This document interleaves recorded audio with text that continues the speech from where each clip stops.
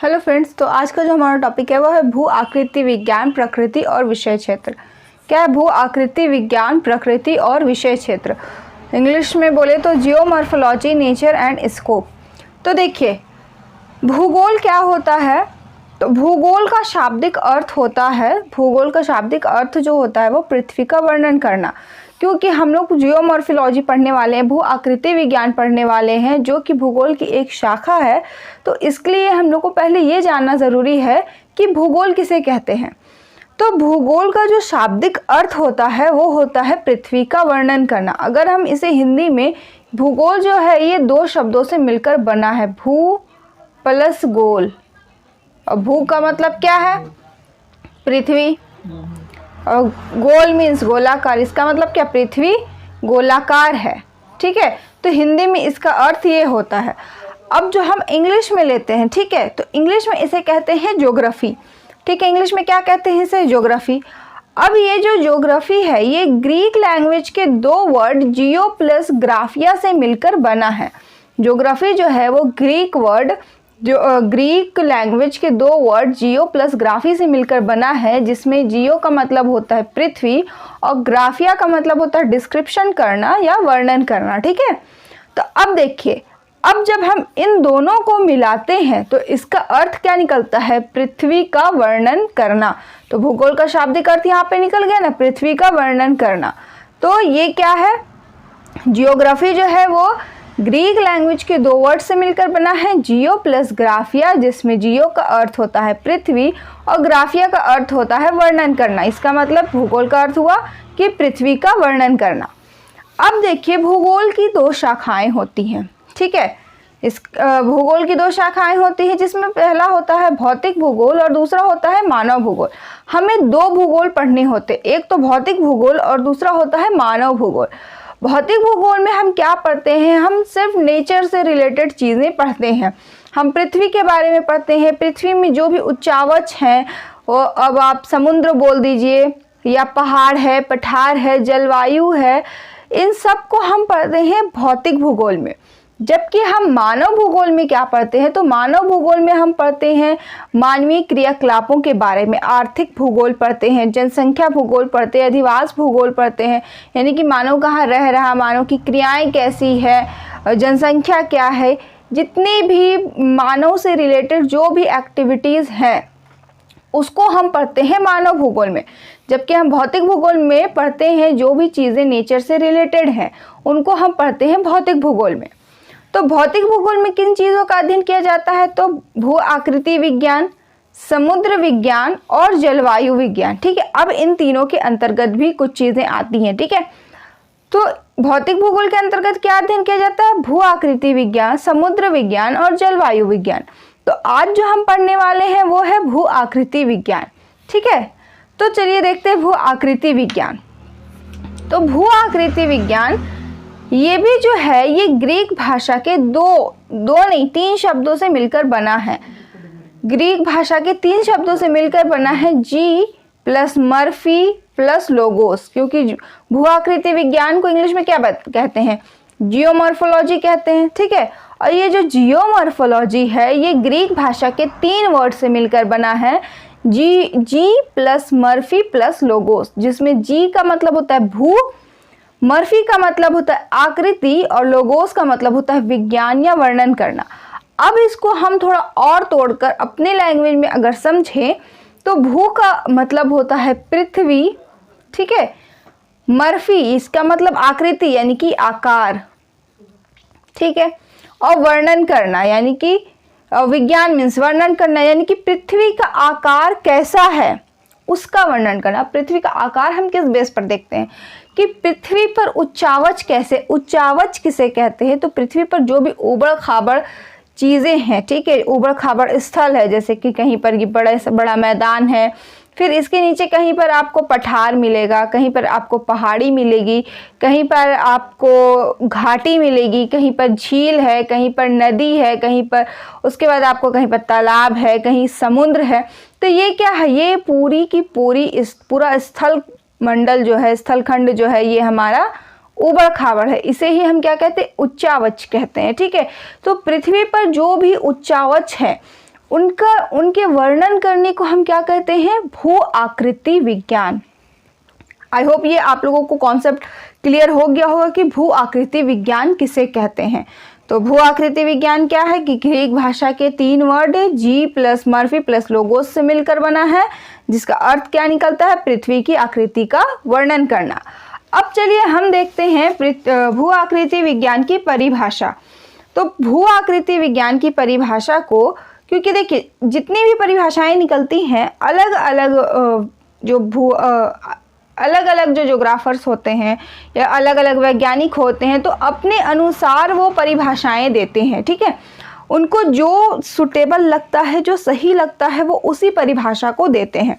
तो हमें क्या करना होता है? एग्ज़ाम के लिए, एग्ज़ाम के पर्पस से हमें कुछ परिभाषाएं जो है वो याद करनी पड़ती है। अब जैसे अगर आपका एग्ज़ाम में आता है कि भू आकृति विज्ञान की परिभाषा लिखिए, तो ऐसा ना हो कि आप सिर्फ एक परिभाषा या जो सिंपल सी जो परिभाषा है आप उसको याद करके और उसको लिख लें। ये बिल्कुल भी ये गलती नहीं करनी है, बल्कि आपको 2 से 3 वैज्ञानिकों के 2 से 3 जो ज्योग्राफर हैं, भूगोलवेत्ता हैं, इनके नाम याद रखने और इनके अनुसार जो भी परिभाषाएं हैं उनको आपको याद रखनी है। ठीक है, तो चलिए हम परिभाषाएं देख लेते हैं कि परिभाषा क्या है। तो ए.एल. ब्लूम के अनुसार, ए.एल. ब्लूम क्या कहते हैं कि भू आकृति विज्ञान स्थलाकृतियों तथा उन्हें परिवर्तित करने वाले प्रक्रमों का क्रमबद्ध वर्णन एवं विश्लेषण करना है। भू आकृति विज्ञान क्या है? स्थलाकृति, यानी कि हमारे स्थल की जो आकृति है और उन्हें परिवर्तित करने वाले प्रक्रम, और उन्हें जो परिवर्तित करे, इसका मतलब कि कहीं पर पहाड़ था, सपोज कहीं पर पहाड़ था। ठीक है, अब क्या हुआ? यहाँ अपर्दन और अपक्षय की क्रिया हुई। पहले अपक्षय हुआ, उसके बाद अपर्दन की क्रिया हुई। अब जब यहाँ से अपर्दन की क्रिया होने लगी तो इसका हाइट जो है वो कम होने लगा। इसका मतलब ये हुआ कि इसकी आकृति में परिवर्तन आ गया। तो इसकी आकृति में परिवर्तन क्यों आया, कैसे आया, किस कारण से आया, इसका विश्लेषण और वर्णन कौन करता है? भू आकृति विज्ञान। ये कहना था ए.एल. ब्लूम महोदय का। ठीक है, अब दूसरा हम देखते हैं डब्ल्यू.डी. थॉर्नबरी के अनुसार। डब्ल्यू.डी. थॉर्नबरी क्या कहते हैं कि भू आकृति विज्ञान स्थल रूपों का विज्ञान है, लेकिन इसमें अंतःसागरीय आकृतियों को भी सम्मिलित किया जाता है। इनका कहना है कि भू आकृति विज्ञान जो है वो स्थल रूप, यानी कि पृथ्वी पर जो भी स्थल रूप है उसका विज्ञान है, लेकिन इसमें हम सागर के अंदर की जो आकृति है, क्योंकि हम क्या देखते हैं, महासागर है, महासागर के अंदर भी आपको उच्चावच मिलेंगे। ठीक है, वो आपको अभी नहीं पढ़ना है, इसमें नहीं पढ़ना है, बट मैं आपको बताती हूँ कि जितने भी सागर हैं, ठीक है, तो आपको उसमें क्या मिलेंगे? उच्चावच मिलेंगे। तो जिस तरह से हमें स्थल मंडल में पहाड़, पठार, उच्चावच और मैदान ये सब देखने को मिलता है, बिल्कुल उसी तरह से सेम हमें सागर के अंदर भी देखने को मिलता है। तो उसे कहते हैं सागरीय आकृतियाँ। तो डब्ल्यू.डी. थॉर्नबरी के अनुसार भू आकृति विज्ञान में हम क्या करते हैं? स्थल रूप का अध्ययन तो करते ही हैं, लेकिन हम सागरीय आकृतियों को भी पढ़ते हैं। इसमें सागरीय आकृतियों को भी सम्मिलित किया जाता है। उसके बाद है स्ट्रॉलर के अनुसार भू आकृति विज्ञान सभी प्रकार के स्थल रूपों की उत्पत्ति तथा उनके व्यवस्थित एवं क्रमबद्ध विकास की व्याख्या करता है तथा यह भौतिक भूगोल का एक प्रमुख अंग है। ये क्या है? भौतिक भूगोल का एक प्रमुख अंग है। अब देखिए इसकी परिभाषा को समझते हैं। इन्होंने क्या कहा कि भू आकृति विज्ञान सभी प्रकार के स्थल रूप, सभी प्रकार के स्थल रूप मतलब पहाड़, पठार, मैदान, ठीक है, की उत्पत्ति, इनकी उत्पत्ति कैसे हुई है? कोई पहाड़ है तो खुद ब खुद तो वहाँ पर पहाड़ नहीं आ गया होगा, उसकी उत्पत्ति से संबंधित भी कुछ बातें होंगी, उसकी उत्पत्ति, उसके वहाँ पर पहाड़ बनने का भी कुछ रीज़न होगा, ठीक है, तभी वो वहाँ पर पहाड़ बना। अब देखिए जैसे कि हिमालय पर्वत है, तो हिमालय पर्वत भी ऐसा नहीं है कि जब से पृथ्वी बनी, जब से पृथ्वी का निर्माण हुआ तब से हिमालय पर्वत भी, ऐसा तो है नहीं। हिमालय पर्वत बाद में बना। तो हिमालय पर्वत कैसे बना और वहीं पर वो क्यों बना, इस चीज़ का भी हम क्या करते हैं, इस चीज़ की व्याख्या भी हम किस में करते हैं? भू आकृति विज्ञान में कहते हैं। तो स्ट्रॉलर महोदय ने क्या कहा कि भू आकृति विज्ञान सभी प्रकार के स्थल रूपों की उत्पत्ति तथा उनके व्यवस्थित एवं क्रमबद्ध विकास की व्याख्या करता है। व्यवस्थित और क्रमबद्ध, इसका मतलब कि ये हिमालय पहाड़ है, सपोज ये हिमालय पहाड़ है, तो एक टाइम पे अभी ये जितना ऊंचा है, जैसा कि हम जानते हैं कि अभी भी हिमालय पहाड़ की जो ऊंचाई है वो लगातार बढ़ती ही जा रही है। तो ऐसा नहीं है कि आपको बिल्कुल देखने को मिलेगा कि ये ऊंचाई बढ़ रही है, बहुत इसकी गति जो होती है वो बहुत धीमी होती है। तो यहाँ पर क्या हुआ होगा, कोई भी चीज़ जब बड़ा होता है तो वो एक स्टेज पर बिल्कुल छोटा भी होता है, ठीक है। ये हिमालय पहाड़ है, तो हो सकता है एक टाइम पे ये इसकी ऊंचाई बिल्कुल कम रही हो, कुछ इस तरह से हो। फिर क्या हुआ, इसकी ऊंचाई धीरे धीरे बढ़ी। तो इसकी ऊंचाई बढ़ने के पीछे भी क्या रीज़न था, तो इसका क्रमबद्ध विकास हुआ ना। तो इसकी व्याख्या हम क्या करते हैं, भू आकृति विज्ञान में करते हैं। ये कहना था स्ट्रॉलर महोदय का। अब दूसरा आते हैं, वॉरचेस्टर के अनुसार भू आकृति विज्ञान पृथ्वी के उच्चावचों का व्याख्यात्मक अध्ययन है। भू आकृति विज्ञान में क्या करते हैं, पृथ्वी पर जो भी उच्चावच मौजूद हैं, ठीक है, उनका हम व्याख्यात्मक अध्ययन करते हैं। अब अगर सारांश में अपनी परिभाषा में देखें कि भू आकृति विज्ञान क्या है, तो आप इस तरह से परिभाषा लिखें कि भू आकृति विज्ञान स्थल रूपों के विस्तृत वर्णन तथा उनकी उत्पत्ति एवं विकास के प्रक्रमों की विवेचना करता है। भू आकृति विज्ञान क्या करता है कि कोई भी स्थल रूप है, उसकी उत्पत्ति कैसे हुई है और फिर धीरे धीरे उसका विकास कैसे हुआ है, तो उसकी उत्पत्ति से लेकर उसके विकास तक क्या क्या प्रक्रम हुए हैं, उसकी विवेचना करता है भू आकृति विज्ञान। इसका मतलब ये हुआ कि कोई पठार था, ठीक है, सपोज ये पठार है, ठीक है। अब यहाँ पर क्या हुआ, अपक्षय और अपर्दन की प्रक्रियाएं हुई। अब अपक्षय तो हो गया, यहाँ पर इसकी चट्टान जो है वो टूट कर यहीं पर बिखर गए। अपर्दन के कारण क्या हुआ, ये चट्टानें एक स्थान से दूसरे स्थान तक जाने लगे। अब जब ये प्रक्रम लगातार कंटिन्यूअसली जब ये चलने लगा, तो एक टाइम पे ऐसा आएगा कि यहाँ पर ये जो एरिया है ये बिल्कुल प्लेन मैदान में परिवर्तित हो जाएगा।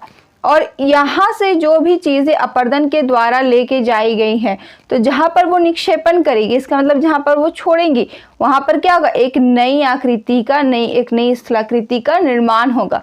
तो ये क्या हुआ, इसका विकास हुआ और इसके बीच में क्या प्रक्रम काम किए हैं, उनकी विवेचना करता है भू आकृति विज्ञान। आई होप ये आप लोगों को क्लियर हुआ होगा। अब हम नेक्स्ट देखते हैं कि भू आकृति विज्ञान की प्रकृति क्या है, ठीक है। तो देखिए, प्रकृति किसे कहते हैं, कोई भी चीज़ उसका नेचर कैसा है, ठीक है। सपोज कोई इंसान है तो वो गुस्से वाला है या किसी का, ठीक है, तो अगर वो गुस्से वाला है तो हम उसे क्या कहते हैं कि उस इंसान का नेचर क्या है, गुस्से वाला है। अगर हम चाय पी रहे हैं तो चाय हमें कैसी मिलनी चाहिए, गर्म मिलनी चाहिए। तो चाय की प्रकृति कैसी हुई, गर्म हुई।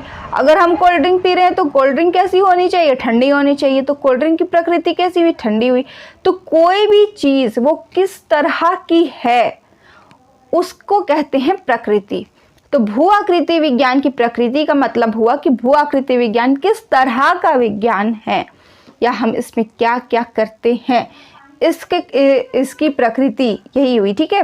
तो भू आकृति विज्ञान की प्रकृति पृथ्वी पर स्थित उच्चावचों का अध्ययन करना।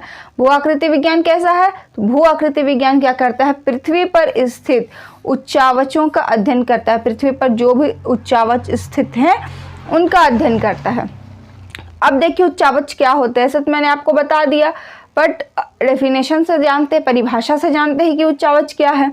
तो उच्चावच स्थल मंडल की सतह पर ऊर्ध्वाकार में जो स्थलीय विषमताएं पाई जाती हैं उन्हें उच्चावच कहते हैं। जैसे विशाल पर्वत, छोटे टीले, घाटियां आदि, जो भी ऊर्ध्वाकार इस तरह से जो भी आकृतियां पाई जाती हैं, ठीक है। तो सब में विषमताएं हैं, कहीं पर बड़े पहाड़ है तो कहीं पर छोटे पठार है, कहीं पर पहाड़ियाँ हैं और कहीं पर घाटी आपको मिलेगी, ठीक है। तो इस तरह से विषमताएं पाई जाती हैं और इन्हें ही हम कहते हैं उच्चावच, ठीक है। आई होप आप लोगों को उच्चावच क्लियर हो गया होगा। आकार की दृष्टि से, आकार एवं विस्तार की दृष्टि से समस्त उच्चावचों को 3 श्रेणियों में विभाजित किया गया। अब जितने भी उच्चावच होते हैं इनको आकार और विस्तार की दृष्टि से 3 श्रेणियों में बांटा गया है। प्रथम श्रेणी के उच्चावच, द्वितीय श्रेणी के उच्चावच और तृतीय श्रेणी के उच्चावच। तो चलिए देखते हैं कि ये प्रथम श्रेणी के उच्चावच क्या होते हैं।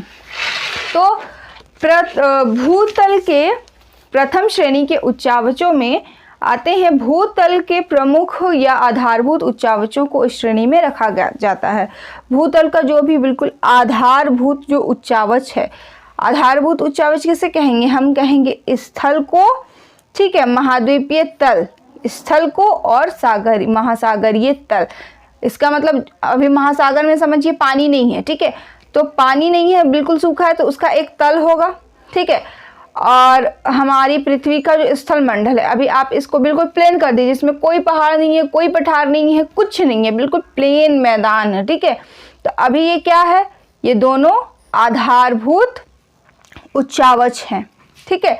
तो भूतल के प्रमुख या आधारभूत उच्चावचों की श्रेणी में रखा जाता है, जैसे महासागरीय तल और महाद्वीपीय तल। इसमें क्या अध्ययन किया जाता है? तो महाद्वीपों एवं महासागरों की उत्पत्ति, वर्तमान वितरण तथा विकास। प्रथम श्रेणी की उच्चावच हम कैसे कर सकते हैं?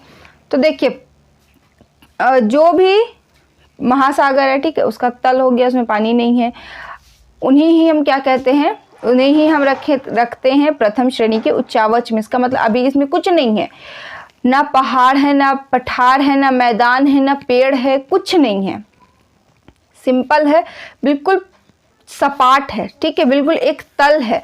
इसे हम रखते हैं प्रथम श्रेणी के उच्चावच में, ठीक है। अब देखिए, द्वितीय श्रेणी के उच्चावच में प्रथम श्रेणी के उच्चावचों पर पृथ्वी के आंतरिक बलों द्वारा निर्मित उच्चावचों को द्वितीय श्रेणी के उच्चावच में उच्चावच कहते हैं, जैसे पर्वत, पठार, मैदान, झील आदि। अब प्रथम श्रेणी के उच्चावच यानी कि जो तल था, पृथ्वी का जो तल है और महासागर का जो तल है, इस पे पृथ्वी की आंतरिक बलों के द्वारा जो भी उच्चावच निर्मित हुए हैं, जैसे कि पर्वत निर्मित हो गया, ठीक है, जैसे मानते हैं कि भूकंप आ गया, ज्वालामुखी आ गई, तो ये सब क्या आंतरिक बल है ये सब ना। तो इनकी वजह से जिस भी आकृति का निर्माण हुआ है इस पर, तो उसे हम किस में रखते हैं? द्वितीय श्रेणी के उच्चावच में रखते हैं, ठीक है। पटल विरूपणकारी बलों के कारण इनका निर्माण होता है, अतः इन्हें संरचनात्मक स्थल रूप भी कहते हैं। भूपृष्ठ पर रचनात्मक एवं विनाशात्मक दोनों ही प्रकार के बल कार्य करते हैं। भूपृष्ठ पर रचनात्मक यानी कि जिसके कारण रचना होती है, किसी भी कोई भी स्थलाकृति निर्मित होती है, और विनाशात्मक यानी कि जो भी स्थलाकृति का विनाश हो जाता है, दोनों ही प्रकार के बल कार्य करते हैं। द्वितीय श्रेणी के उच्चावचों का निर्माण आंतरिक रचनात्मक बलों से होता है। जो भी द्वितीय श्रेणी के उच्चावचों का निर्माण होता है, पठार हो गया, पहाड़ हो गया, मैदान हो गया, तो इनका निर्माण होता है आंतरिक बलों के कारण। आंतरिक बल जो भी होते हैं उनके कारण क्या होता है? द्वितीय श्रेणी के उच्चावचों का निर्माण होता है, और इन्हें ही हम क्या कहते हैं? रचनात्मक स्थल रूप भी कहते हैं, ठीक है। ये इंपॉर्टेंट है कि रचनात्मक स्थल रूप किसे कहते हैं? तो द्वितीय श्रेणी के उच्चावचों को हम रचनात्मक स्थल रूप कहते हैं। अब देखिए कि ये देखिए, आप यहाँ पे ड्राइंग देख लीजिए। द्वितीय श्रेणी के उच्चावच में क्या आ गया? सागर, नदी, पर्वत, पहाड़ियाँ, मैदान, पठार, ठीक है। तो ये सब किस में आ गए? द्वितीय श्रेणी के उच्चावच में आ गए हैं, ठीक है। अब आता है तृतीय श्रेणी के उच्चावच। तो तृतीय श्रेणी के उच्चावच क्या होते हैं? द्वितीय श्रेणी के उच्चावचों पर विकसित स्थल रूपों को तृतीय श्रेणी के उच्चावच कहते हैं। अब जो द्वितीय श्रेणी के उच्चावच बन गए, जैसे पर्वत, पठार, मैदान, पहाड़ियाँ, सागर, नदी, ये बन गया है। अब इस पर जो भी उच्चावच विकसित होंगे, उस स्थल रूप को हम क्या कहते हैं? तृतीय श्रेणी के उच्चावच कहते हैं। इसका निर्माण मुख्यतः बाह्य बलों से होता है जो विनाशकारी होते हैं, अतः इन्हें विनाशात्मक स्थल रूप कहते हैं। जैसे प्रवाहित जल, पवन, हिमानी आदि, इन्हें अपर्दनकारी बल भी कहते हैं। अब देखिए, कोई भी पर्वत है, ठीक है, यहाँ आप देखिए ये पर्वत है, ये ऊंचा ऊंचा पर्वत बन गया। अब पवन के कारण या नदी है, तो नदी में जल बह रहा है, तो पानी के कारण क्या हो रहा है? आसपास का जो भी एरिया है वो अपर्दित हो रहा है, तो इसका तो एरिया बड़ा हो रहा है ना, तो यहाँ पर से मैदान क्या हो रहा है? छोटा होते जा रहा है। इसका मतलब मैदान की आकृति में क्या हो रहा है? परिवर्तन आ रहा है। यहाँ पे पर्वत है, अब इस पर्वत में क्या हो रहा है कि इसका जो हाइट है वो कम होगा। कम क्यों होगा? क्योंकि इसमें अपर्दन की क्रिया काम कर रही है, इसमें बाह्य बल काम कर रहे हैं, ठीक है। तो बाह्य बल को विनाशात्मक बल कहते हैं और आंतरिक बल को रचनात्मक बल कहते हैं। क्योंकि आंतरिक बल के कारण पृथ्वी की सतह पर किसी भी नई संरचना का निर्माण होता है, कोई भी नई संरचना बनती है, और बाह्य बलों के कारण यानी कि अपरदन अपक्षय के कारण जो भी स्थल रूप बना हुआ है उसका विनाश होता है। ठीक है, इनसे निर्मित एवं विकसित विभिन्न स्थलाकृतियां तृतीय श्रेणी के उच्चावच या स्थल रूप कहलाते हैं। विभिन्न प्रकार के घाटियां, तटबंध, चोटियां, ढाल, हिमोड़, स्कर, बालुका, स्तूप, पुलीन आदि का निर्माण अपरदन व निक्षेपण से होता है। तो देखिए, अपरदन व निक्षेपण से तृतीय श्रेणी के उच्चावच में क्या क्या आते हैं? हिमनद है, ज्वालामुखी, पठार, घाटी, यहाँ पे झील, प्रायद्वीप, डेल्टा, नदी, रेगिस्तान, घाटी, बेसिन, खाड़ी, जल डमरू, द्वीप, द्वीप समूह, पर्वत श्रृंखला, यह सब क्या है? तृतीय श्रेणी के उच्चावच है। इन पर क्या होगा? कोई नई आकृति जो है वो अपरदन के कारण इनकी आकृति में क्या होगा? परिवर्तन आता जाएगा। ठीक है, अब देखिए भू आकृति विज्ञान का विषय क्षेत्र क्या है। तो भू आकृति विज्ञान का विषय क्षेत्र का मतलब होता है कि भू आकृति विज्ञान के अंतर्गत हम किन चीज़ों को पढ़ते हैं, किन चीज़ों का हम अध्ययन करते हैं। तो भू आकृति विज्ञान के अध्ययन का मुख्य विषय है पृथ्वी के विभिन्न उच्चावचों का क्रमबद्ध अध्ययन है। ठीक है, भू आकृति विज्ञान के अध्ययन का जो मुख्य विषय है, जो इसमें मेनली पढ़ा जाता है, तो वो क्या पढ़ा जाता है कि पृथ्वी में जो भी उच्चावच हैं तो उनका क्रमबद्ध अध्ययन किया जाता है। इसका मतलब किस तरह से उसका निर्माण हुआ, तो उसका स्टार्टिंग से लेके एंड पॉइंट तक उसको पढ़ा जाता है। ठीक है, कोई भी पहाड़ है तो पहाड़ वहाँ पर बनने से पहले क्या था? प्लेन मैदान था। अब क्या हुआ? दो प्लेटें टकराई। ठीक है, इसमें क्या हुआ कि अब एक पहाड़ का निर्माण हो गया। अब ये धीरे धीरे धीरे धीरे क्या हो रहा है? इसका हाइट जो है वो इंक्रीज होता जा रहा है। ठीक है, तो इन चीज़ों को हम इसमें क्या मेनली इसी चीज़ का अध्ययन किया जाता है भू आकृति विज्ञान में। पृथ्वी के आंतरिक तथा बाह्य बलों का अध्ययन किया जाता है। पृथ्वी में कौन से आंतरिक बल है और कौन से बाह्य बल है, इनका भी अध्ययन हम करते हैं भू आकृति विज्ञान में। आंतरिक बल में आते हैं पटल विरूपणकारी तथा आकस्मिक बल। पटल विरूपणकारी कहते हैं जो बल धीरे धीरे धीरे धीरे कार्य करते हैं। ठीक है, जिसमें उमज्जन और निमज्जन आते हैं। आकस्मिक बल में जो अचानक काम करते हैं, जैसे ज्वालामुखी हो गया, भूकंप हो गया, ये अचानक आते हैं, तो इन्हें आकस्मिक बल कहते हैं। बाह्य बल में आता है अपक्षय और अपरदन। अंतः सागरीय स्थल रूपों का भी अध्ययन को इसमें सम्मिलित किया जाता है। अंतः सागरीय, सागर के अंदर में के जो भी स्थल रूप है उसके भी अध्ययन को हम सम्मिलित करते हैं। अब देखिए, भू आकृति विज्ञान की संकल्पनाएं आपके सिलेबस में नहीं है तो आपको ये नहीं पढ़ना है, तो इसको मैं स्किप कर रही हूँ। तो ये जो हमारा टॉपिक था, पहला चैप्टर था, ये कंप्लीट हो चुका है। आई होप आप लोगों को समझ में आया होगा। अगर कहीं पर कोई डाउट है तो कमेंट सेक्शन में कमेंट करिए। तो आज के वीडियो के लिए बस इतना ही। मिलते हैं नेक्स्ट वीडियो में, तब तक के लिए टेक केयर।